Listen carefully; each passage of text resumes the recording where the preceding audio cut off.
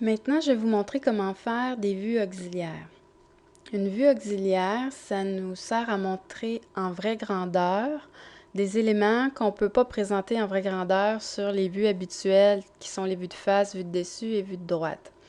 Alors la pièce ici que j'ai importée, c'est le demi-boîtier d'un ruban à mesurer. Alors ici, j'ai importé les trois vues habituelles qu'on utilise, les trois plus fréquentes. Alors, je ne suis pas capable de représenter la partie inclinée, ces détails sur des lignes continues et ce, en vraie grandeur. Ici, on les a en ligne continue, mais ils ne sont pas dans les vraies dimensions si j'arrive pour faire la cotation, étant donné que c'est sur un plan incliné. Ici, je les ai sur des lignes cachées. Sur la vue dessus, c'est comme sur la vue de droite, je ne les ai pas en vraie grandeur. Alors, il est temps d'utiliser la vue auxiliaire.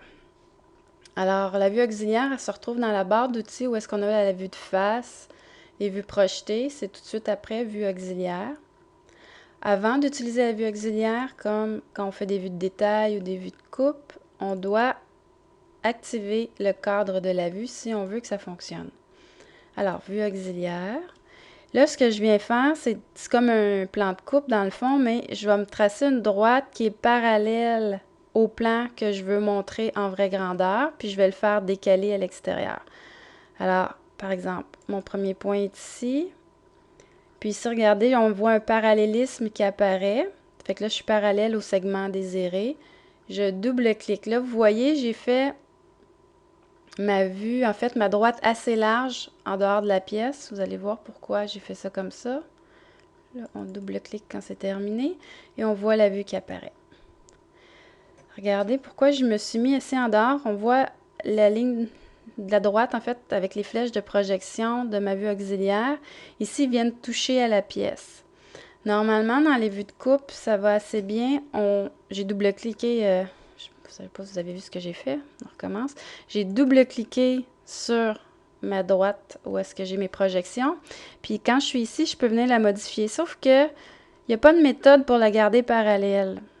Donc, je viens tout de bousiller mes affaires. Je l'ai élargi, mais je ne suis plus nécessairement... Oh, je pense que oui. Peut-être que Katia le remet parallèle. Je vais aller exagérer le processus pour voir ce qu'il fait. Donc, je le fais comme ça. Non, il m'écroche effectivement. Donc, ah oui, puis il a bougé ma vue en plus. Ça va pas bien. OK, alors, on va effacer tout ça. On va recommencer. J'active ma vue. Fait que c'est important du premier coup de les faire suffisamment en dehors pour pas que les flèches viennent toucher à ma pièce. OK, regardez là, je viens avec mon curseur passer devant les segments avec lesquels je vais être parallèle, sinon mon parallélisme n'y apparaîtra pas. Je double-clique. Et je clique dans l'écran pour avoir ma vue. Alors voilà, j'ai ma vue auxiliaire. Là maintenant, où est-ce qu'on la place? On peut la mettre plus loin. Elle va rester alignée. On a l'indication comme quoi il y a une vue auxiliaire.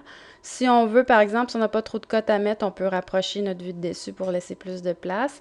Il faut absolument laisser le titre, vue auxiliaire. On le met en majuscule, comme pour toutes les vues, puis on enlève l'échelle, comme à l'habitude.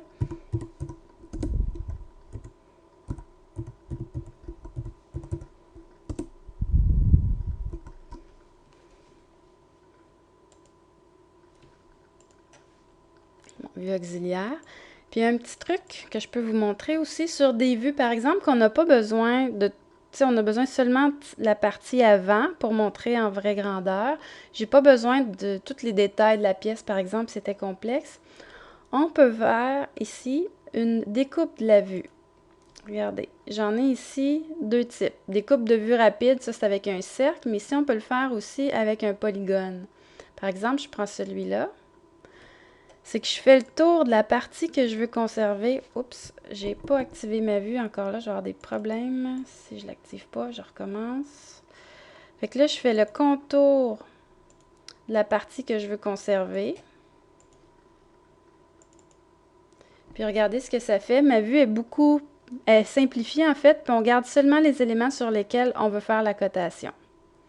Fait que des fois, quand on n'a pas beaucoup d'espace sur notre feuille, puis on a juste une partie qu'on veut présenter. Ça n'empêche pas que ma vue auxiliaire, ici, c'est en vraie grandeur, c'est aligné avec ma pièce, mais c'est plus petit, donc ici, il faut que je m'assure que tout l'encadré rentre sur ma feuille, mais ça me permet de libérer de l'espace sur ma feuille et d'en prendre moins, en fait, pour que tout rentre sur un même et unique plan.